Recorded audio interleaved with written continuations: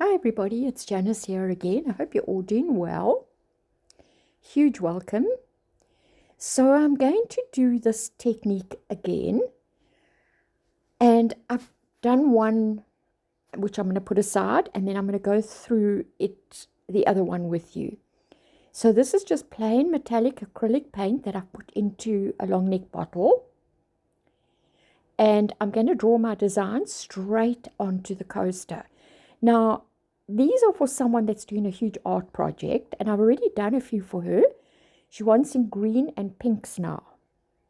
So I'm not sure how she's going to use this, but these are the last two that I'm going to do for her. I've already given her the others. So I'm using chameleon colors, chromes. You can use mica powders, anything. So for those of you that haven't seen this technique, it's so interesting and I absolutely love it. So you can use any colors on this. I'm just using the gold because that's the theme that she wanted. But you could use any design on this. You can use any color acrylic paints, and the possibilities are endless. I absolutely love it. So this honestly does not, as long as you don't push too hard, it's not going to harm your mold. I've done a few now. And sometimes you find that the little nozzle gets a bit clogged. So just kind of try and do a bit of a hard squeeze and you'll get it out. And the nice thing is that you can just wipe it away if it's not quite what you want. So I just used an alcohol swab here, took it off, and I redid it quickly. But I just think of all the designs that you can do using this method. It just gives another whole dimension to your resin projects.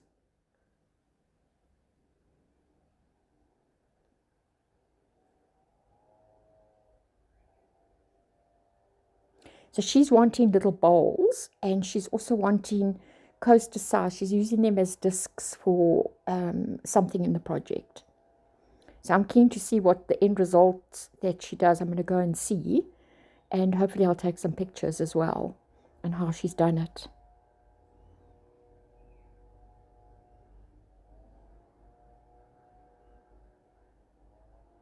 And then once you've done this, just put it aside for a couple of hours and let the paint totally dry.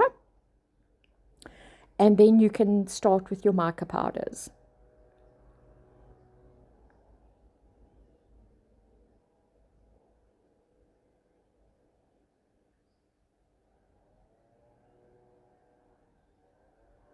Okay, so they're all dry now. And I'm going to choose some greens and pinks and the colors that she's asked me to do. And that is a little makeup set. I found it in, we call them the crazy store here. It's like your dollar store. So keep your eye out for that because those colors came out beautifully. Okay, so I pre-did some so that you don't have to go through the whole process, but I'm going to do one. And I'm just going to put those aside. And I'll show you how nicely these powders go on. It's super easy. And if you get any, you're going to get loose powder. Doesn't matter how hard you try. I've tried all different paint brushes and foam brushes. I find the foam, these brushes here work the best. I get less loose powder. But if you do get some powder, which you will, just keep a cloth next to you and kind of turn your mold upside down and give it a few little taps and get rid of the powder as you go along. So I've sped this up quite a lot so that you don't have to sit through and watch me doing the whole thing.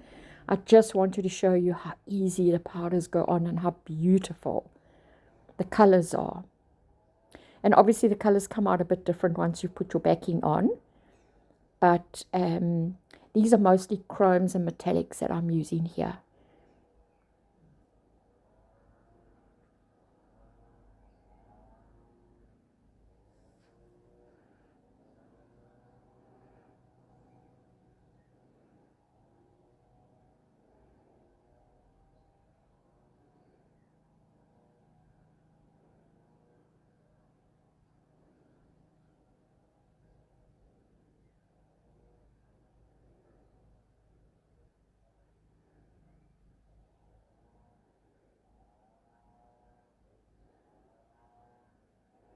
Okay, so this is it now finished. And then what I did was I also went around the edge of the mold as well, and I put mica powder there, and it turned out so well. I find that it just cuts out a whole lot of time with having to put gold on or whatever color you're going to put around the edge. And it came out beautifully. So I did the kind of dark, I thought it would be more purple. It actually didn't, came out like a cerise color. And then I did blue around the edge of the blue and green one. Right, so those were the colors that I used.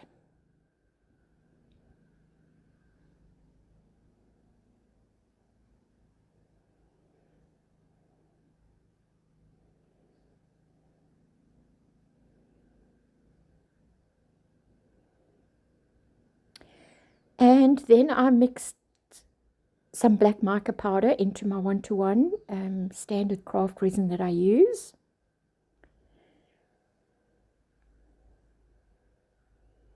And I think I had 200 grams there, but it wasn't enough. I had to quickly make some more as well for the smaller, for the coaster size ones. And poured it over the back.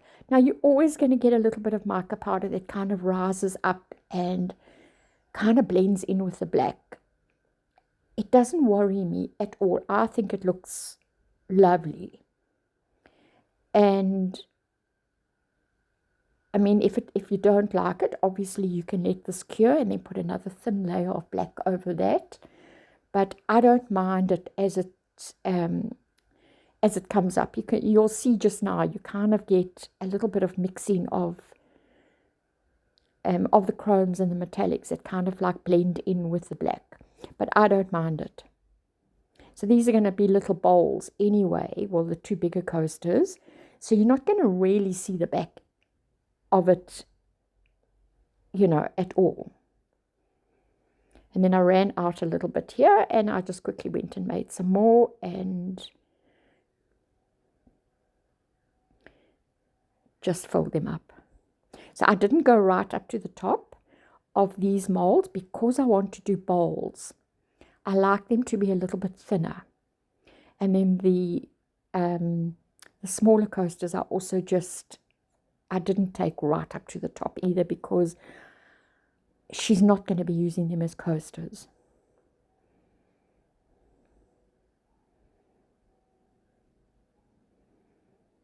And then I just used my heat gun quickly to get any of the bubbles out.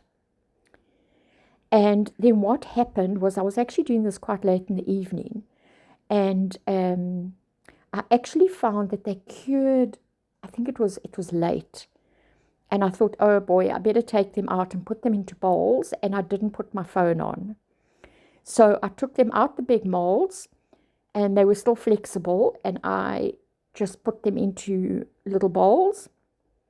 And then I left those overnight for the rest of the night to cure. In fact, when I took them out of the bowls, they were still slightly flexible. So after I had done the video, I put them back into the bowls and just left them.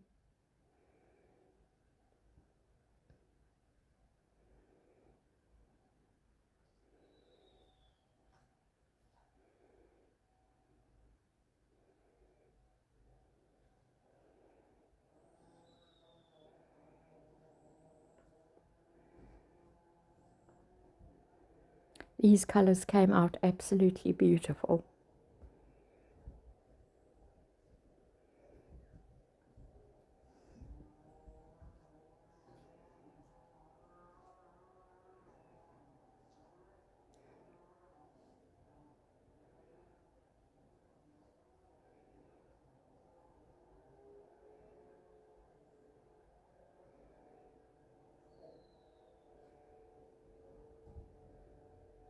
And then to clean your molds is easy. I just used a little bit of the alcohol on there and all those colors came off.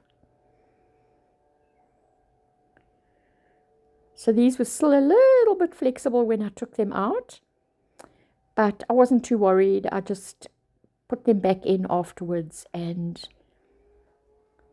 They were fine. And you can see how the rim, how that color came out so nicely. So it just saves you from having to go around them. I'll see if she wants to put gold on, she can. But I think they look lovely like that. So you can see it's a little bit flexible still. But I just stuck them back into the bowl. So that was the end result. And I just think it's such a fun way to work with your resin. So thank you so much for watching. If there's any questions or anything you want to know, please just put it in the comments. And I hope you enjoyed it and I've given you some ideas to perhaps play around with. And I will see you on the next video. Oh, I just took my nail file and I went around the edge and just took off any of the little sharp pieces so that it was nice and smooth. And I just used a nail file for that. So thanks for watching, and I will see you on the next videos. I've got a few photos at the end with a black background, and you see the colors are slightly different. And I just took some of the pictures in a more natural light as well, and not under the studio light.